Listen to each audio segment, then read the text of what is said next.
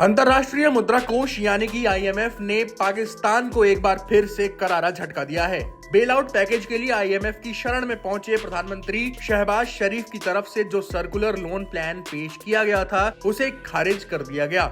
IMF के पास 23 बार मदद के लिए जाने की वजह से पाकिस्तान ने एक नया रिकॉर्ड भी कायम किया है। इस बार पाकिस्तान के लिए स्थितियां सबसे ज्यादा मुश्किल हैं।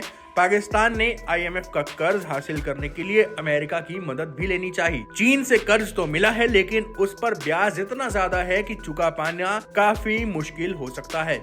भारत से टूटकर बना ये मुल्क अब पूरी तरह से बिखरने की तरफ बढ़ चुका है। पिछले साल नवंबर से ही पाकिस्तान के आईएमएफ प्रोग्राम को सस्पेंड कर दिया गया है। वित्त मंत्री इशाक डार ने आईएमएफ की उन शर्तों को मानने से भी इनकार कर दिया था जो कर्ज लेने के लिए जरूरी थी। इशाक डार ने इसके साथ ही बाजार की तरफ से तय एक्सचेंज रेट और वित्तीय घाटा कम करने के उपायों को लागू करने में असमर्थता जाहिर कर दी थी। वर्तमान वित्त वर्ष में पाकिस्तान के बजट में 7,40 खरब रुपए के राजस्व का टारगेट रखा गया था।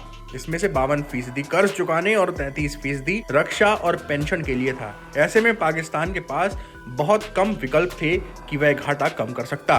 सरकार की तरफ से 200 अरब रुपए के अतिरिक्त टैक्स को लागू करने की भी योजना बनाई जा रही है। लेकिन आईएमएफ की मुख्य चिंता वित्तीय घाटा है। ये घाटा कुल जीडीपी का 6.5% के आंकड़े तक पहुंच सकता है। देश में टैक्स से होने वाली आय बहुत कम है और कर्ज आसमान छू रहा है। ऐसे में आईएमएफ पाकिस्तान की बात मानता, इस बात की आशंका पहले ही बहुत कम थी। पाकिस्तान में पिछले साल आई बाढ़ की वजह से इकोनॉमी पर गहरा संकट हो गया है।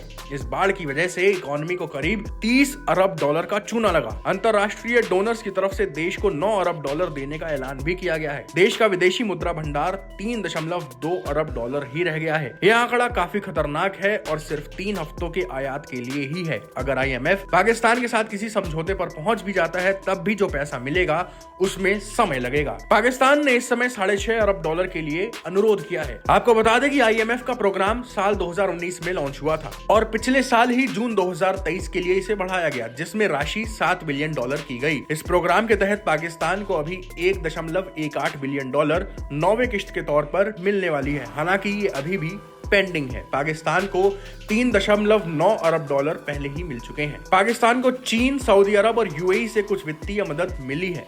जमा और क्रेडिट मिलाकर यह मदद 10 अरब डॉलर तक पहुंच गई है। देश में इकोनॉमी का माहौल बेहद खस्ता है। गेहूं संकट से लेकर बिजली और पेट्रोल तक की कमी हो चुकी है। पाकिस्तान चीन के सीपेक कॉरिडोर के तहत बिजली का उत्पादन बढ़ा रहा था, लेकिन यह उत्पादन चीनी इंडिपेंडेंट पावर प्रोड्यूसर्स और महंगे विदेशी कर्ज को वापस करने की गारंटी की कीमत पर मिल रहा है। पाकिस्तान अभी तक आईपीपी को कोई भी पेमेंट नहीं कर पाया है। Times town of Bharat digital originals की रिपोर्ट।